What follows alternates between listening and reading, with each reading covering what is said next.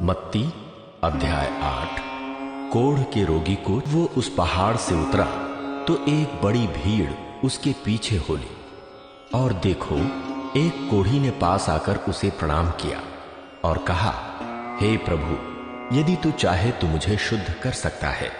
यीशु ने हाथ बढ़ाकर उसे छुआ और कहा, मैं चाहता हूं तू शुद्ध हो जा। और वो तुरंत कोढ़ से शुद्ध हो गया।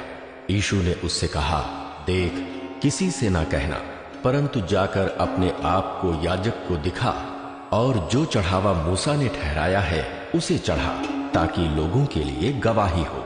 एक सूबेदार का विश्वास। जब वो कफरनहूम में आया तो एक सूबेदार ने उसके पास आकर उससे विनती की, हे प्रभु, मेरा सेवक घर में लकवा रोग से बहुत दुखी पड़ा है। उसने उससे कहा, मैं आकर उसे चंगा करूंगा। सूबेदार ने उत्तर दिया, हे प्रभु, मैं इस योग्य नहीं कि तू मेरी छत तले आए, परंतु केवल मुख से कह दे तो मेरा सेवक चंगा हो जाएगा, क्योंकि मैं भी पराधीन मनुष्य हूं और सिपाही मेरे अधीन है। जब मैं एक से कहता हूं जा, तो वो जाता है, और दूसरे से आ, तो वो आता है, और जब अपने दास से कहता हूं यह कर, तो वो करता है। ये सुनकर यीशु को अचंभा हुआ और जो उसके पीछे आ रहे थे उनसे कहा, मैं तुमसे सच कहता हूं कि मैंने इस्राएल में भी ऐसा विश्वास नहीं पाया।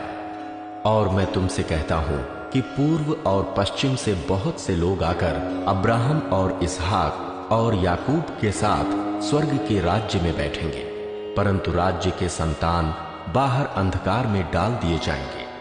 वहां रोना और दांतों का पीसना होगा। तब यीशु ने सूबेदार से कहा, जा, जैसा तेरा विश्वास है वैसा ही तेरे लिए हो। और उसका सेवक उसी घड़ी चंगा हो गया। अनेक रोगियों को चंगा करना। यीशु जब पतरस के घर आया तो उसने उसकी सास को ज्वर में पड़ी देखा। उसने उसका हाथ छुआ और उसका ज्वर उतर गया, और वो उठकर उसकी सेवा करने लगी। जब संध्या हुई तब वे उसके पास बहुत से लोगों को लाए जिनमें दुष्ट आत्माएं थीं, और उसने उन आत्माओं को अपने वचन से निकाल दिया और सब बीमारों को चंगा किया, ताकि जो वचन यशाया भविष्यद्वक्ता के द्वारा कहा गया था वो पूरा हो।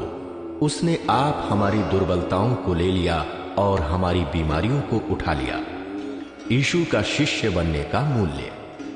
यीशु ने जब अपने चारों ओर एक बड़ी भीड़ देखी तो झील के उस पार जाने की आज्ञा दी।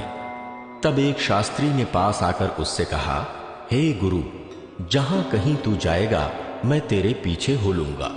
यीशु ने उससे कहा, लोमड़ियों के भट्ट और आकाश के पक्षियों के बसेरे होते हैं, परंतु मनुष्य के पुत्र के लिए सिर धरने की भी जगह नहीं है। एक और चेले ने उससे कहा, हे प्रभु, मुझे पहले जाने दें कि अपने पिता को गाड़ दूं। यीशु ने उससे कहा, तू मेरे पीछे हो ले और मुर्दों को अपने मुर्दे गाड़ने दे। तूफान को शांत करना। जब वो नाव पर चढ़ा तो उसके चेले उसके पीछे हो लिए, और देखो, झील में एक ऐसा बड़ा तूफान उठा कि नाव लहरों से ढकने लगी और वो सो रहा था। तब चेलों ने पास आकर उसे जगाया और कहा, हे प्रभु, हमें बचा, हम नष्ट हुए जाते हैं। उसने उनसे कहा, हे अल्पविश्वासियों, क्यों डरते हो? तब उसने उठकर आंधी और पानी को डांटा और सब शांत हो गया। और वे अचंभा करके कहने लगे, ये कैसा मनुष्य है कि आंधी और पानी भी उसकी आज्ञा मानते हैं। दुष्ट आत्मा ग्रस्त मनुष्यों को चंगा करना। जब वो उस पार गदरेनियों के देश में पहुंचा तो दो मनुष्य जिनमें दुष्ट आत्माएं थीं कब्रों से निकलते हुए उसे मिले। वे इतनी प्रचंड थे कि कोई उस मार्ग से जा नहीं सकता था। उन्होंने चिल्लाकर कहा, हे परमेश्वर के पुत्र, हमारा तुझसे क्या काम?